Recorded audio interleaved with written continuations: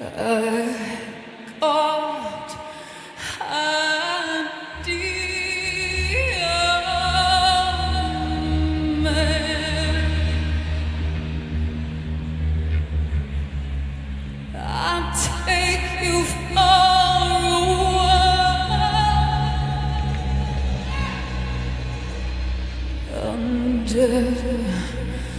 sycamore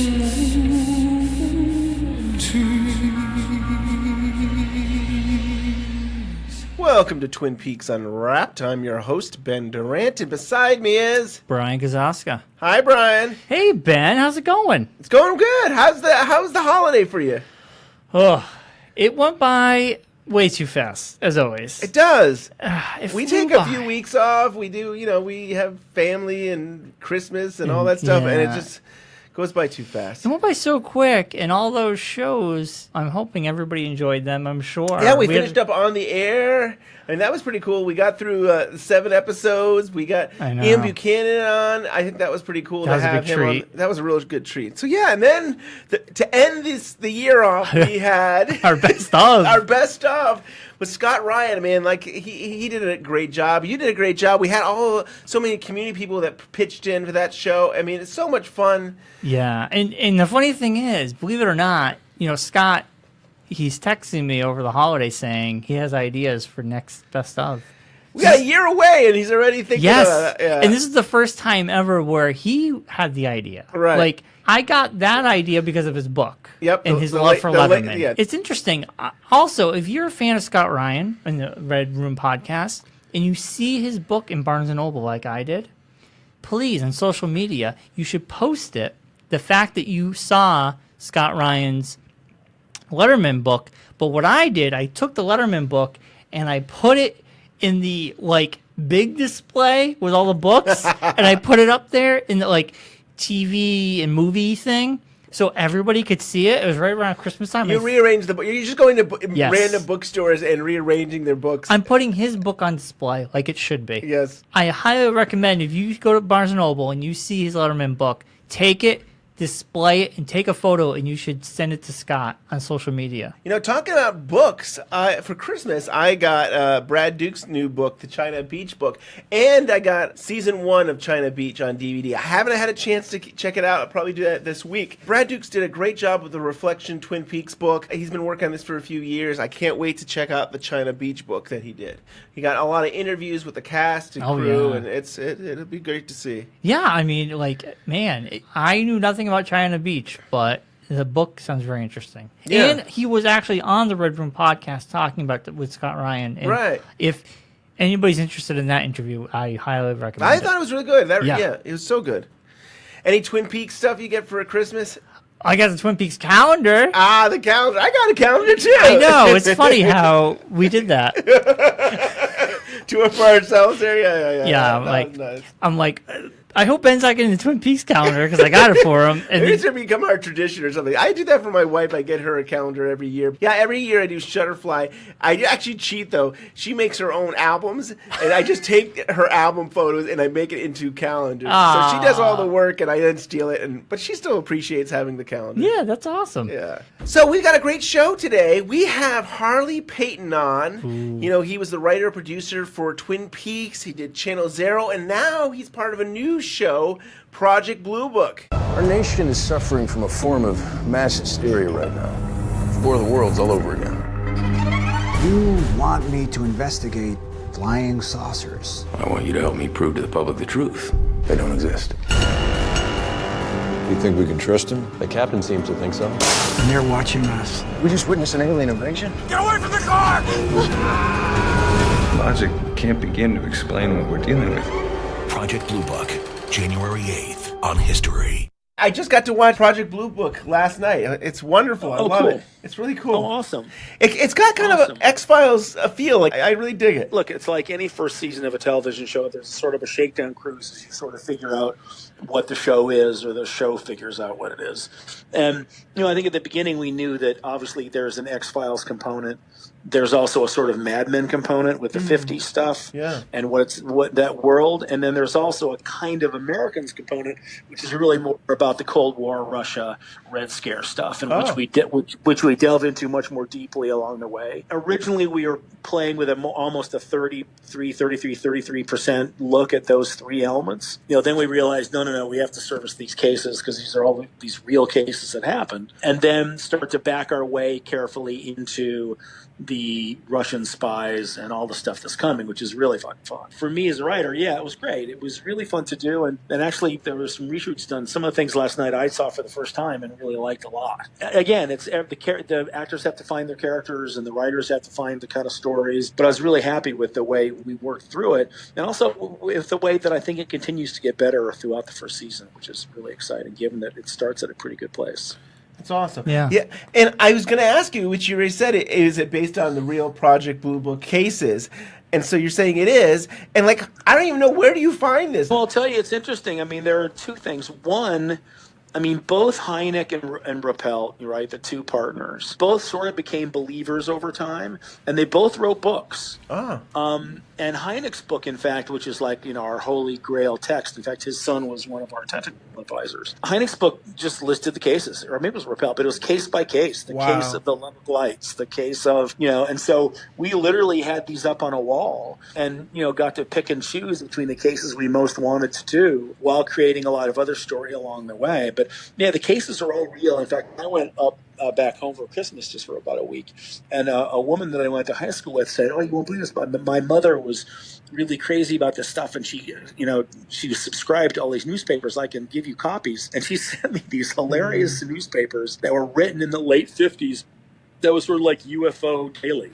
Wow. And it was all these, and which I think we'll be using for a second season, should there be one. And there was a lot of really cool stuff in there. And the real funny part was that it was edited by this guy named Donald Keogh, who was in fact a character in an episode that I wrote, because he was a famous UFOologist of the day and really one of the first ones to gain fame as someone who was writing about this stuff. So the stories, they come from all over the place. The trick is obviously, unlike X-Files, it's a UFO every week. We're not doing monsters one week. Or, you really have to figure out a way to find the different kinds of cases in different environments and different impacts, while you're trying to introduce, like everyone does these days, a long arc story, which we do, and I think pretty successfully.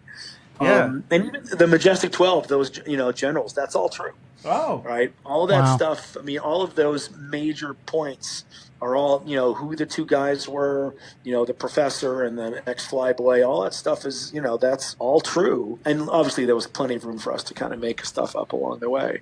But, it was really exciting to have those kind of details sitting on your desk just to go through. Yeah, you were originally from Spokane, Washington, and this episode, some of it takes place in Spokane, Washington. I said, oh, that's kind of interesting. And, and I was just wondering, from your own experience, did you see any UFOs, or was that... No, tragically, I did not. It is interesting because when you're working on a show like this, you immediately learn which of your friends has had a UFO experience. I feel like David O'Leary, who created it, did, but I sadly have not had a UFO experience. I certainly would love to. But the Spokane thing was sort of funny. I don't remember how that got in there. That may have just been me or Sean Jablonski, the showrunner, kind of adding in my hometown for fun. And that whole world is really interesting. And we get deeper into the Red Scare stuff later, because that was a real thing. In other words, when people start talking about seeing these mysterious crafts in the sky, there was an assumption that, oh man, are the Russians testing stuff here? And the Russians were thinking, are they testing stuff there? And so you get to play with that stuff too, which we get into pretty deeply as we go farther into the season. For the past couple of years, you've been really heavily into Channel Zero. And how did you get involved with this project? I was doing Channel Zero, and then it's one of those shows where we would do 12 episodes, and then they would shoot all 12, and that would really comprise 2 seasons of the show, right? Because we did 6-episode stories. Yeah. And we had just finished one of those stories, and they were now going to go off and shoot it. And we never did simultaneous production, so that always meant there was a very long break between the end of your writer's work and when the room might start opening again. And, quite frankly, I was sitting around and pretty much said, I got to do something, right? and I didn't even know if Channel Zero was coming back. And in fact, I had finished work on what was to be, I think, the last season. So I was pretty much done. And, it's one of those things. Your agent called you up, and Sean Jablonski, who came in to be the showrunner with David O'Leary, who created it. I actually knew Sean kind of socially. It was one of those kind of acquaintance things. We were dads at the same school. Oh.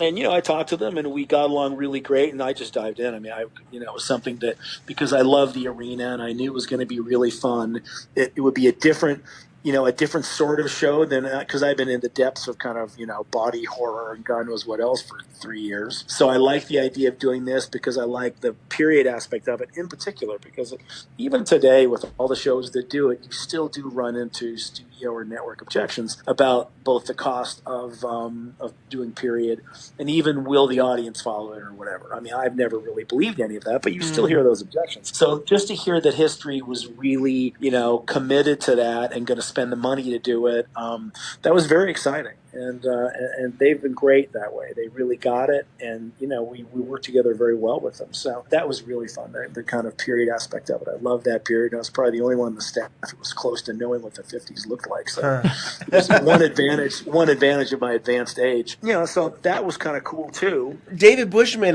from the Paley Center recently interviewed David O'Leary, the creator of Project Blue Book. Oh, cool! And he says about you, he says, Harley had a wonderful sample. He loved what he had to say about the project, and we hired him based on the great work and great ideas. Can you elaborate about that? What is this wonderful sample he speaks of? Oh, the wonderful sample is you always have those scripts that are great regrets.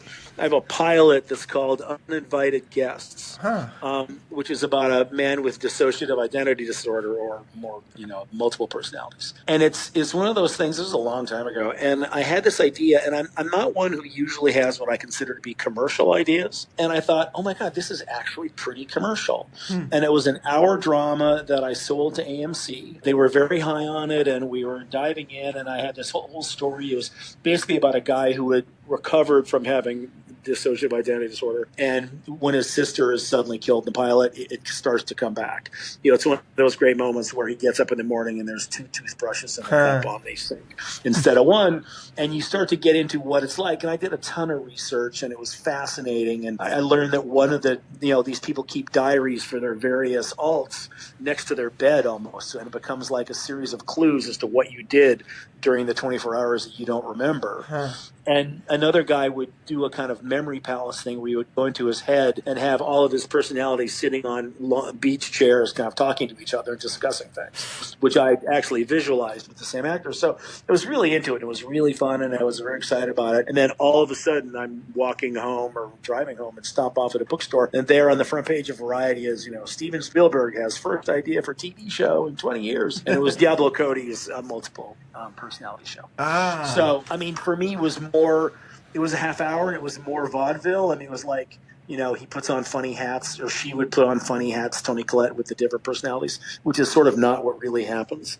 But it was really fun. And so that sample is something I've had for years, and they never made it for that reason. But yeah, it's got me a few jobs, including this one. So nice. That's the secret script. That's awesome. I thought you were going to tell you were going to have like a whole Project Blue Book research that you were going to lay out or something like that. No, that'd have been great. No, I had not ever done that. I mean, I was well aware of it, and even though it's something that I had to kind of think about because I sort of forgot, but then I realized that it's Briggs and the whole Project Blue Book thing. I mean, Are you familiar with Project Blue Book?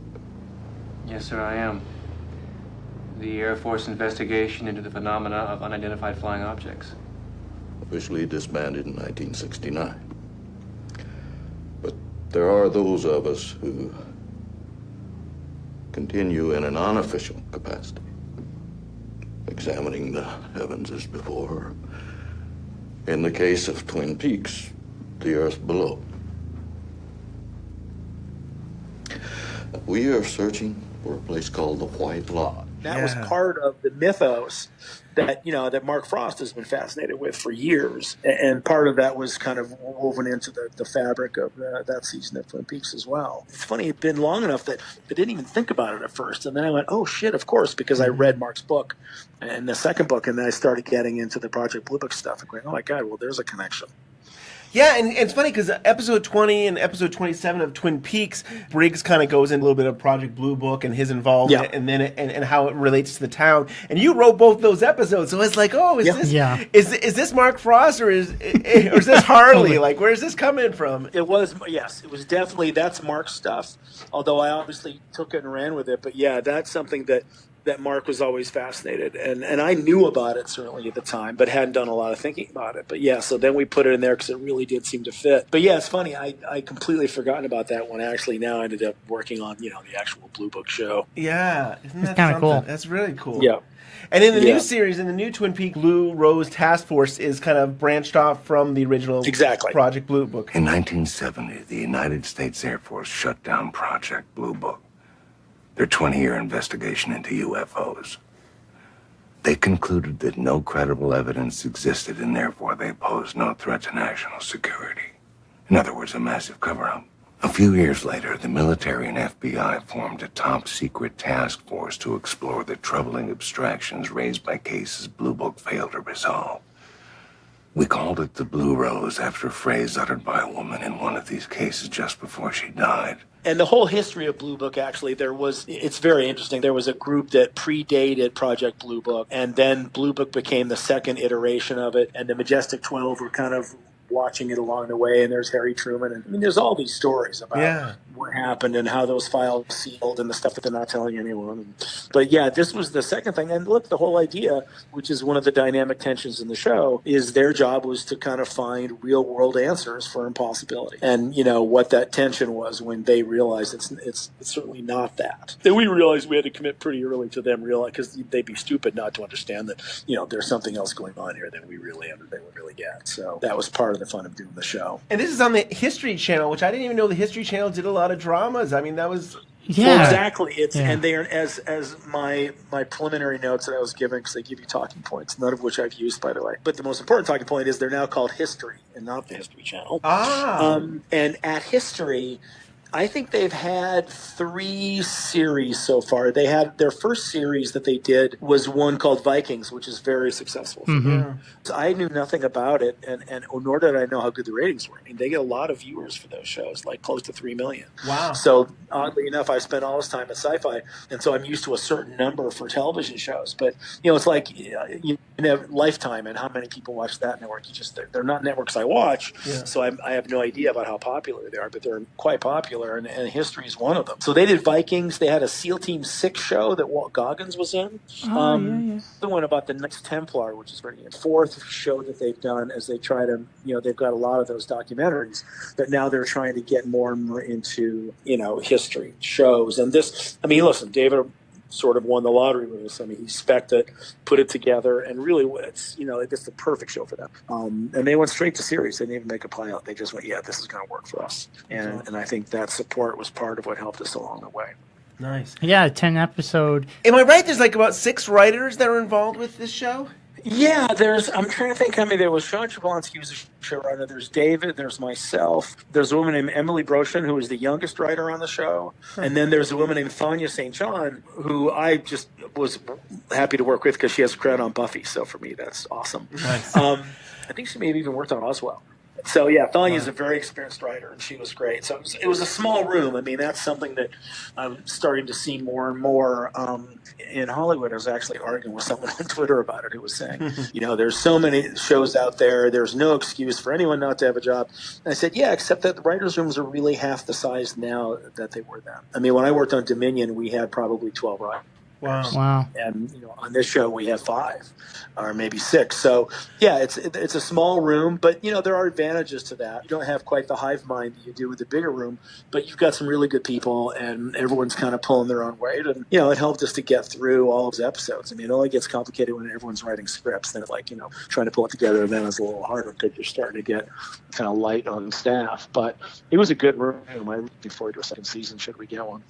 And how do you break down like the show? Like, do you have a writer's room, and then at some point do you say, okay, Harley, you're going to do this episode, you're going to do this episode, or does every week you guys all kind of work on the show together? When we walked into the room for the first time, although it did change a little bit along the way, David O'Leary and Sean Jablonski had actually together, because they had to sell it to History and to A&E and then to History, was they had the entire season worked out. Wow. So in other words, on the wall there were the 10 cases, right? And then on the wall it would be what the case was, and then what the personal stories were, right? What the 50s story was, the Mad Men story, or what the espionage story was. So that stuff was all pretty well worked out. We then sort of divvied up who was going to write what episodes, and we knew that going in. But the process is really everybody works on the breaking of every particular episode. And then at one point you go off and write your episode once you have an outline that everyone's satisfied with. But we all work together on each episode. And, kind of deal with the various changes. You end up pushing things from one to the next, and that's all part of it. But yeah, it was an active writer's room up until the point we all started writing. And then you maybe take a break, and then you come back in and then break the back 6 or something, or the back 5, I guess we did. So yeah, that's how that works. And it worked pretty well. And again, we had a great template because Sean and David had done so much work. I think they were working for almost 2 months prior to the reopening. And I'm glad you brought up the personal angle to this, because watching the pilot, it was like, okay, where is this going to go? Is it going to be case, history? Yeah. And it's nice to hear that there's, you're going to get maybe some of the family or other things that are happening. And I'm intrigued to see where that goes as the show continues. Yeah, I mean, there's always a tension between sort of, network and writers on that, because I think the network wants, okay, we really want to do a case of the week. And there's actually something retrograde about that I like, because nobody does that anymore. So it's almost become kind of original at this point to do a case isn't of that funny? the story. Yeah, it's really weird, but I really like it. And also, by the way, it's just not a coincidence, I suppose, but kind of a tangent. In Europe, that's all they want. All of the television buyers for all those European networks all want closed-in stories. So, that was sort of cool. And so and we had a natural way of doing it because they're all based on real cases. Look, in a second season, we might go away from that a little bit, but you'll see. But you're right.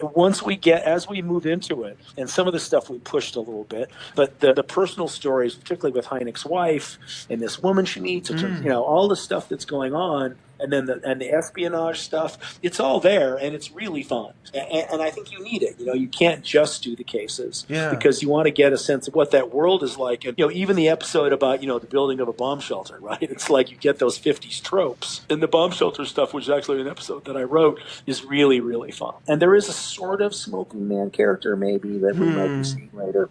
I mean, there's, I think we hit a lot of the right marks. And again, I really liked where it all ended up. I think look, in fact, I'm sure they're finding out what the numbers were last night right now. I mean, the hope is they're sufficient that we'll get a second season. I certainly hope that we do. I think we will. As of today, we noticed that on the History, put the first episode up on YouTube for everyone to see for free. Really? They did. Oh, cool. In the comment section, which, could go either way, is very, very positive. I mean, that's good. I kept scrolling. Didn't see one. Everybody was like, I hope they put every episode up. And then people are like, this is great. We love it. And that's awesome. Yeah. And they just did that today.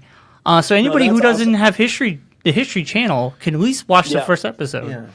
No, that's tremendous. And by the way, they've been really good with their promotion of the show. They bought a lot of television ads, which not everybody does. There was a TV ad for the show in the middle of the national championship game, the football game. So they really went out of their way to sort of make it happen. And while it doesn't really matter that much, they did have the best premiere party I've ever been to. So they found like a 50s house, and they had a 50s band and all sorts of cool stuff. They've really treated this show well. And you don't always feel that way as a writer. And you understand why. I mean, it's about money, obviously, but they did great promotion, and that YouTube thing is part of it. They've been really smart. And look, I'm glad to hear that. You always want people to like what you do. Yeah. And look, the reaction to the show will be what it is, and I don't read reviews, so I don't really know in a larger way about that. But what I do know is that this is a real classic sort of television show. It's not trying to be part of the new hipster TV, which God knows I've been a part of both a long time ago and more recently. And so it's not that kind of show. But I really enjoyed working on a show like this that had those kind of trad values. And it was a good challenge for all of us, I think, who worked on it. And so I think that was one of the things we really wanted to hit as we went through it. Yeah, and I must say, I love the acting. And I love the cinematography and the style of it. And, you know, there's in the pilot, there's an amusement park, and just the atmosphere is just it looks great. I mean, the style of the show is really impressive. I got to say, I was really impressed too, and particularly with the special effects. The people up in Vancouver who did this stuff, they did a really great job, and they were really on it. And all the stuff that all the stuff we needed, we got. Well, we had the budget to do it, and period is not cheap, and they did the period stuff really, really well. And you know, as you say, like things like an amusement park and the things that you want to hit to give a sense of what that world is like. You know, that's a really important part of the show. And I thought the cast was just great. You know, it's like Aiden and Michael Malarkey did such great work, and also you know, it's one of those things where for season you can see that partnership grow along the way, which is sort of cool because they're strangers when they meet as characters. Yeah. So I thought that really worked well for us. And Laura Manel as his wife, who's actually also on Man in the High Castle, she was great too. So that was really fun. It was nice to see all those people. They did great work up there in Vancouver. And I thought that was handled really nicely. It was really fun to see. Awesome. Is there anything else you want to share with us? I don't know. I mean, I haven't heard anything more about Channel Zero. I don't know if they've are continuing right now or where we are with that. Or Channel Zero is, you know, they sold it to Shudder. So Shudder is, you know, the horror channel, and they played all of the episodes. Yeah. You know, I think there's a hope that they will do another season, but I haven't heard. I mean, it's certainly not happening yet, which is too bad. I mean, the most recent season was tremendous, and it's certainly one of the best reviewed shows I've ever worked on. I mean, everybody loved that show. Oh, yeah. And Nick Antosca did such great work, and I know he'd love to do another season. So, you know, fingers crossed for it. But yeah, right now I'm hoping that Blue Book will come back, and it could come back pretty quickly if the ratings are what they need to see. And then I'll be, you know, back in the world of UFOs. That's awesome. I have high hopes. I mean, it literally looks great. I mean, you guys, I think, did everything right. So I'm just hoping that. Well, thank you. Thank you, Harley, for being on today's show. It's always great to have you on. And, you know, I hope we get to have him on a couple more times in 2019. He's very insightful. Oh, yeah. He's always got something interesting going on. Yeah, he really does. I really think he's a great guy. Really interesting. I hope he can come on again. Like I said during the interview, if you don't have the History Channel or you missed it and you can't DVR that first episode, go to YouTube, History, which now we learned it's not called the History Channel, History, which is weird to say. And the first episode's up there. Yeah. So check it out. Definitely. And I mean, if you got YouTube on your TV, you can watch it on your big screen TV. And I'm really intrigued with Project Blue Book. I mean, I was intrigued with it because of the Twin Peaks aspect of it, but it's also just a fascinating thing to say, hey, there was a real life kind of like X-Files happening where there were people kind of going in trying to figure out these cases that had to do with UFOs. And I really liked the first episode, and I would highly recommend checking it out. Now, correct me if I'm wrong, but didn't they recently just open up the alien UFO cases to the public? I don't know. Not that long ago? Maybe. They released a lot of these files. Well, then I guess they'll have more material for season 2 now, right? I know, right? Well, if they come out of the 50s, or they can look at those files that were released to see. I mean, I think a lot of it was like aircrafts seeing things that aren't, you know, the military or something, seeing something in the sky. Yeah. A lot of this stuff was like in classified information. Have you ever seen a UFO, Ben? I've never seen a UFO. I've seen a lot of things in the sky. I guess you could say they're unidentified flying objects. If you don't know what it is, that's what a UFO is. Yes, that's true. So, I mean, sometimes you think it's a star, or is it a plane, or is it something, but you're always like, what am I don't know what I'm looking at. But so I have. You have? I have. I have. What? Tell me about this. No, I am, in the X-Files world, I would be more like Mulder. You're a believer. I'm a believer, and ghosts. You want to believe, at least. Yeah, and you know, I've had things happen. I can't be your skeptic because I'm more of a believer. I know, we're both a believer. So growing up, my mom's a big skeptic. She doesn't believe in that kind of stuff, really. So I worked at McDonald's as a teenager, and she was picking me up, and we're coming home, and it's a summer afternoon.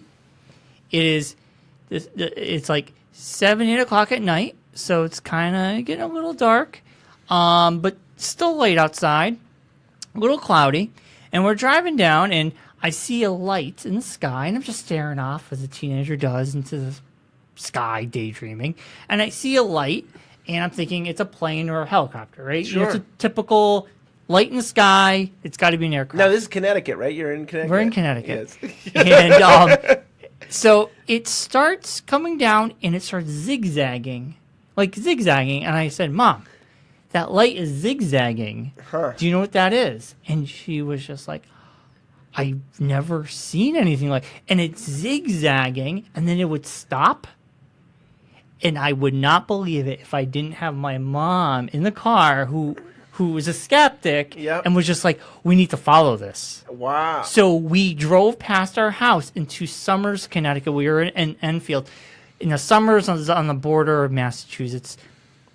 We drive into Somers, and we're following this light. And this light is moving very erratic. It's like stopping, zigzagging, moving in different directions on a dot. And my mom, who would just say that's horse malarkey, is like, we need to find where this is coming from. Right. So we drive as far as we can into Somers. We get into a dead end. We're kind of go to where this light is. I remember we got into this dirt road, dead end. We stopped, we got out of the car, and we watched it disappear. Like we were kind of on a big hill. We watched it go behind the tree line. And we got home, we told my dad, we're like, we saw this light moving in a sporadic kind of way. We don't know what it was. Was it a UFO? My dad's like, we didn't have a computer or anything, so there's no way of looking it up. There's no way of finding if there was anything going on. So that's the closest I ever saw to a UFO. I mean, we couldn't identify it. I don't know what would cause that. Could have been a helicopter. I don't know. Yeah, and so I believe that some of these Project Blue Book cases were in Massachusetts and Connecticut. So that makes perfect sense. Funny, you always think of the Northwestern Oregon or Washington. You hear about these cases and stuff. They're like that. Here, but they're everywhere. Yeah, they're everywhere. Yeah, and for the actual Project Blue Book lasted for about 20 years. So they have.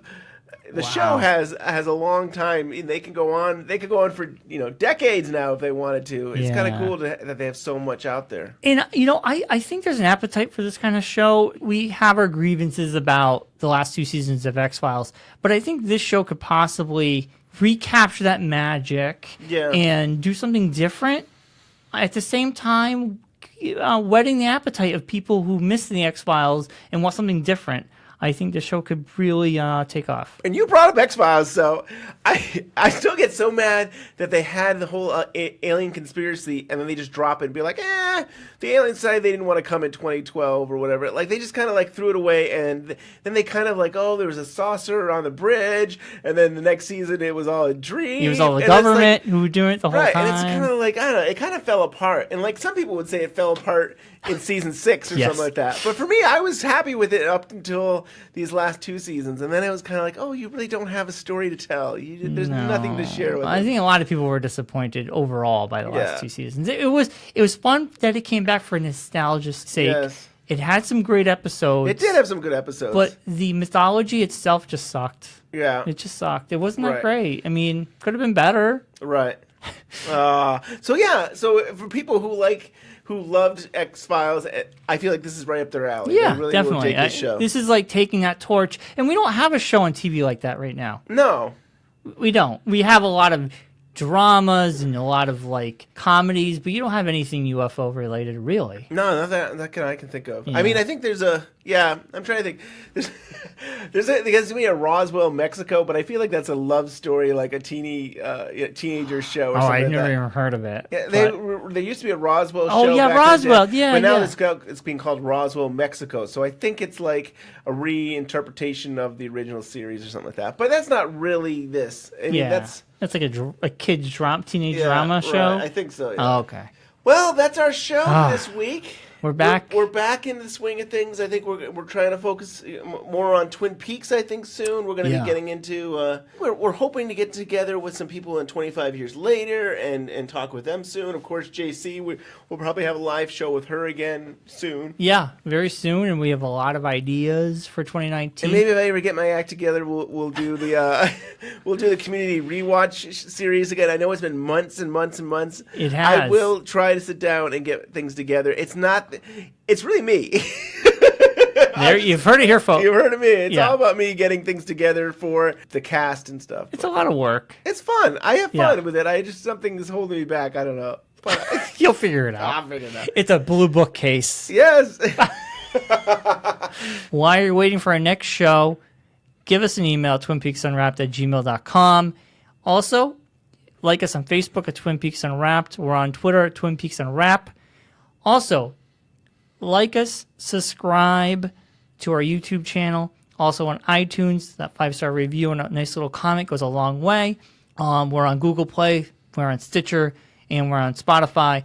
Also, if you want to support the podcast to keep the lights on, every bit helps. TeePublic, the link is in the show notes. You can buy a shirt, you can buy a phone case, you can buy a mug with our logo on it, and a portion of that will help us pay to keep the lights on for the next year. Definitely. So we appreciate everybody who has and everybody who will. Thank you.